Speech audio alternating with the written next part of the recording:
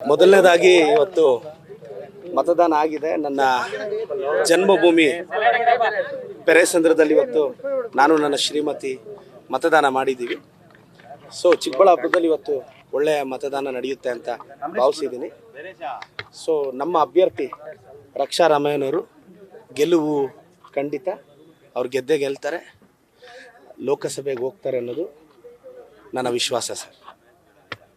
ಜನರು ಯಾವ ಥರ ಇವತ್ತು ಮತದಾನದಲ್ಲಿ ಭಾಗಿಯಾಗಬೇಕು ಸರ್? ಇಲ್ಲ, ನಾನೆಲ್ಲ ಮತದಾರರಲ್ಲೂ ವಿನಂತಿಸ್ತೇನೆ. ಕಂಪ್ಯಾರಿಟಿವ್ಲಿ MLA MP ಎಲೆಕ್ಷನ್ಗೆ ಪೋಲಿಂಗ್ ರೇಟ್ ಕಡಿಮೆ ಇರುತ್ತೆ. ನಾನು ದಯವಿಟ್ಟು ನಗರ ಭಾಗದಲ್ಲಿರೋರು, ಇಲ್ಲಿಂದ ಮೈಗ್ರೇಟ್ ಆಗಿ ಬೇರೆ ಕಡೆ ಕೆಲಸಕ್ಕೆ ಹೋಗಿರೋರು ದಯವಿಟ್ಟು ಒಂದಿನ ಲೀವ್ ಹಾಕಿ ಬಂದು ತಮ್ಮ ಇಷ್ಟವಾದ ಅಭ್ಯರ್ಥಿಗೆ ವೋಟ್ ಹಾಕಿ ಅಂತ ನಾನು ವಿನಂತಿಸ್ತೇನೆ. ಸರಿ, ತಾವು ಶಾಸಕರಿದ್ದೀರಿ, MLAಗೂ ಮತ್ತು MP ಎಲೆಕ್ಷನ್ಗೆ ಯಾವ ಥರ ವ್ಯತ್ಯಾಸ ಇರುತ್ತೆ? ನೋಡಿ, ನನ್ನ ಅನಿಸಿಕೆ ಮೊನ್ನೆ 1,85,000ವರೆಗೂ ಪೋಲಿಂಗ್ ಆಗಿತ್ತು, 2,12,000 ನನಗೆ ಅನಿಸುತ್ತೆ 1,60,000 ಇಲ್ಲ 150,000ರಿಂದ 1,60,000 ಮಧ್ಯೆ ಪೋಲಿಂಗ್ ಆಗ್ಬೋದು.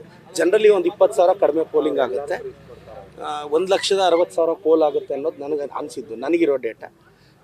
ನೋಡೋಣ, ಒಂದು 5,000 ಆ ಕಡೆ ಈ ಕಡೆ ಆದರೂ ಆಗ್ಬೋದು. ಸರ್, NDA ಅಭ್ಯರ್ಥಿ ಸುಧಾಕರ್ ಹೇಳಿದ್ರು ಇಲ್ಲಿನ ಸಚಿವರು ಮತ್ತು ಶಾಸಕರು ಬಗ್ಗೆ ಅಪಪ್ರಚಾರ ಮಾಡಿದರೆ ಅದೇ ನನಗೆ ಶ್ರೀರಕ್ಷೆ ಅಂತ ಹೇಳಿದ್ರು. ನೋಡೋಣ ಶ್ರೀರಕ್ಷೆ ಯಾವುದಾಗುತ್ತೆ, ಏನು ಅಪಪ್ರಚಾರ ನಮಗೆ ಮಾಡೋ ಅವಶ್ಯಕತೆಯೂ ಇಲ್ಲ. ನಾವು ಗೆದ್ದೇ ಗೆಲ್ತೀವಿ, ಅದರ ಅವಶ್ಯಕತೆ ಇಲ್ಲ. ನಾವು ಏನೆಲ್ಲ ಮಾಡಬೇಕು ಕಷ್ಟಪಟ್ಟಿದ್ದೀವಿ, ಬೂತ್ ಸುತ್ತಿದ್ದೀವಿ, ಮನೆ ಸುತ್ತಿದ್ದೀವಿ, ಜನ ಆಶೀರ್ವದಿಸ್ತಾರೆ. ನಾನು ಇವತ್ತು ಹೇಳ್ತೀನಿ, ಚಿಕ್ಕಬಳ್ಳಾಪುರದಲ್ಲಿ ನನಗೆ ಲೀಡ್ ಬಂದೇ ಬರುತ್ತೆ. Thank you sir.